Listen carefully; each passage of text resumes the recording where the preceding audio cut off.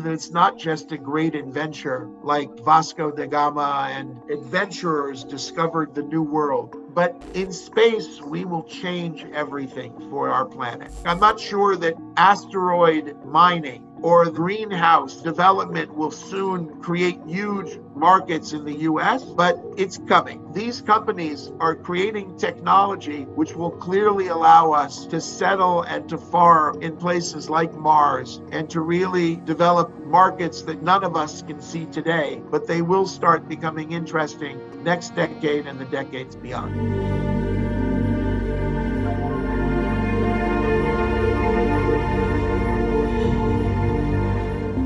8 anos atrás, 2013, 70% das empresas que eram bilionários eram nos Estados Unidos. Hoje é menos que 50%. Então tem essa ideia de que as oportunidades nem sempre são captadas aqui dentro de casa, nem sempre é captado aqui no Vale do Silício. Embora a probabilidade seja maior, as pessoas têm que sair do centro dos Estados Unidos e ir para onde tem grandes oportunidades, né? Aí, obviamente, China e Índia são os mercados mais óbvios, mas o Brasil está muito próximo e tem se mostrado cada vez mais sofisticado do ponto de vista de inovação.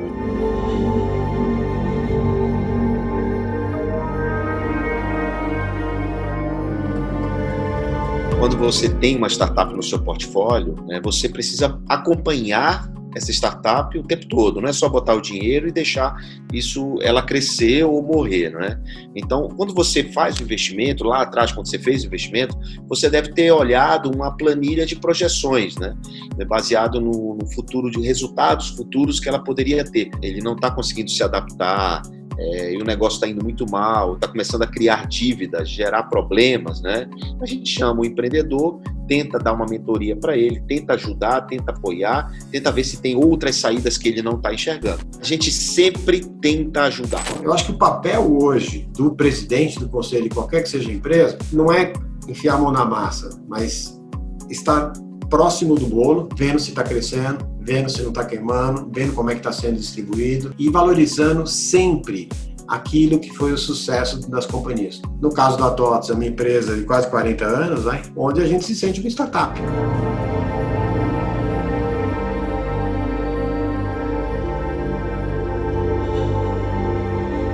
Quando eu entrei no ecossistema de startup e eu identifiquei que muitas vezes ideias que não eram tão inovadoras ou que a gente já via que a viabilidade dela era muito difícil, elas serem investidas, né? Então tem os eventos de um final de semana, tem os eventos de pitch day, entre outras coisas, que acabam trazendo uma perspectiva de um único grupo. Então o que eu quero dizer? São os homens brancos, e aí com todo o respeito, mas é um fato. Então, são os homens brancos que acabam fazendo essa apresentação e essa construção voltada para eles mesmos.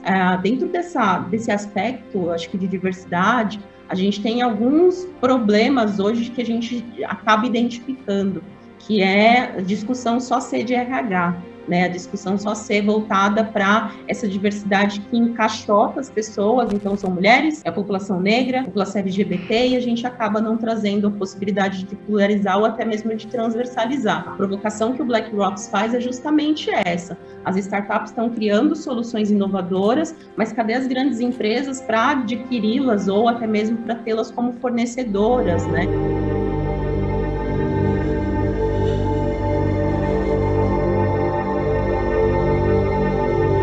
Startups com certeza podem ajudar as grandes empresas a se transformarem, baseado em dois pontos principais, né? Primeiro, como que as startups conseguem trazer tecnologias e soluções para os vários desafios que as empresas têm.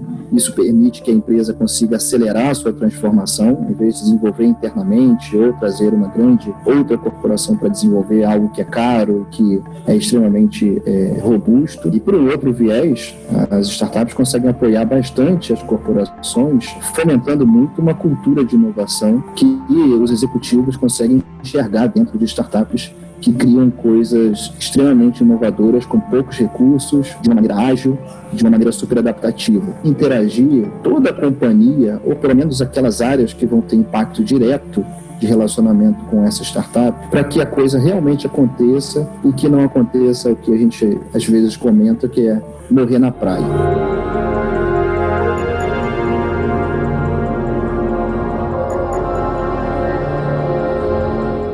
Eu acho que essa crise aproximou muito o processo decisório das grandes companhias, são mais ágeis, vão ter que ser mais ágeis, e as pequenas vão ter que ser mais cuidadosos em termos de mapa de risco, ter um pouco mais de cenário. Eu acho que vem uma aproximação mais forte, e eu acho que as startups vão poder, sim, cada vez mais funcionar como um colaborador, como um prestador de serviço, encaixando numa parte da solução de uma oferta de uma grande, e trazer a grande para um novo pensar. Por exemplo, a gente falou muito de inovação no passado, e eu falo isso como presidente da Cielo. Era blá blá blá, na prática, velho. A gente metia lá 3 carinhas fazendo minha fábrica de inovação, e na prática não era isso. Agora a gente vai viver realmente uma transformação digital por um agente externo muito intenso, que ou você se transforma, ou você realmente vai para online, faz o on e o off de verdade integrado, ou você está fora do jogo.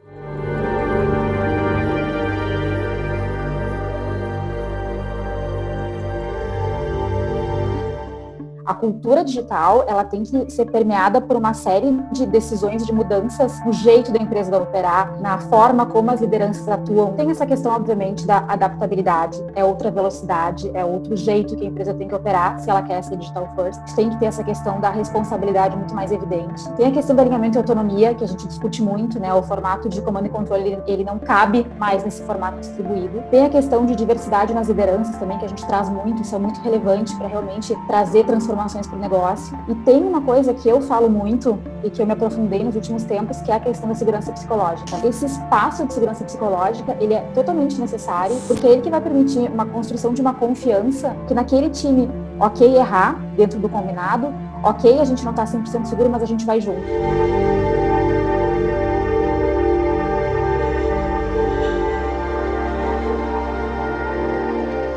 Talvez a maior dificuldade aqui nesse modelo é como é que eu escalo depois, né? Gerar talvez o negócio, colocar a startup para rodar, talvez não seja a maior dificuldade. A maior dificuldade são como é que eu escalo o modelo, e o segundo, em algum momento, como que eu trago isso para o core depois. Esses são os 2 grandes desafios que as empresas estão enfrentando.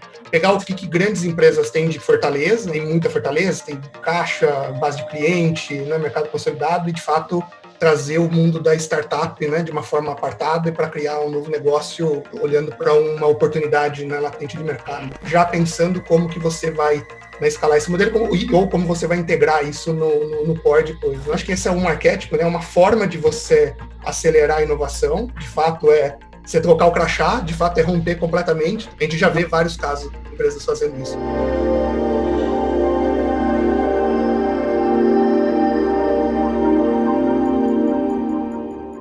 No começo, né, os investidores de venture capital no Brasil, muito focado aí nos family offices, alguns investidores individuais, mas muito pouco a participação de investidores constitucionais ou investidores corporativos, né? A gente começou a ver essa mudança acontecer, a gente começou a ver distribuidores interessados em colocar isso, então os grandes wealth managers começando a conversar sobre venture capital dentro de um modelo internacional onde os ilíquidos alternativos deveriam representar em torno de 5% da sua carteira. Nos nossos fundos já temos investidores corporativos, foi uma coisa bem interessante também, empresas colocando dinheiro no fundo do seu pote de inovação para poder entender como a gente escolhe as startups, e estamos começando a ver um movimento aí até de fundações, né, de entidades financeiras começando a olhar também para o nosso modelo de negócio e começando a pensar em apostar também no venture capital. Tem um movimento, né, dos corporates de fazer o seu venture capital.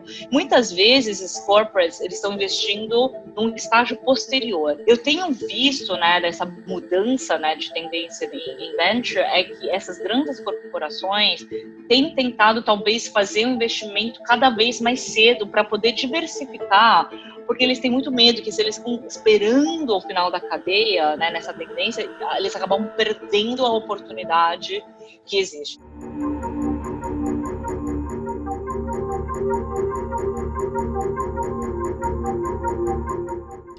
Quando chegou a queda do Lehman Brothers, houve um retrocesso enorme na pauta ambiental, na pauta da sustentabilidade como um todo. Depois de Lehman Brothers, nós passamos quase uma década com um foco absoluto no bottom line. Essa pauta saiu da agenda, né? Não estava mais lá em cima como a gente imaginava. Teve que ser feito um trabalho, e aí a sigla ESG, né, o ESG, de repente começou a tomar um espaço. Foi uma verbalização não mais dos convertidos, começou a vir do mercado financeiro. E eu acho que a transformação de verdade acelera no momento em que toca o bolso do investidor.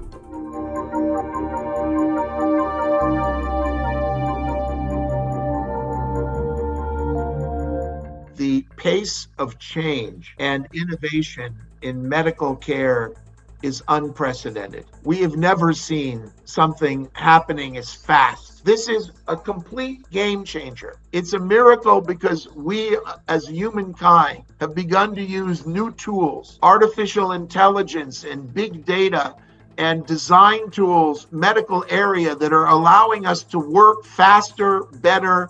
Big other news in the medical area is the rise of digital health. It turns out that your most important medical device is no longer in a hospital. It's right here. It's your mobile phone. Let's face it, life has changed. And if you are today investing in companies engaged in work from home or remote learning or e-commerce or robotic process automation, you are understanding that this is an exceptional time to be entering as an investor.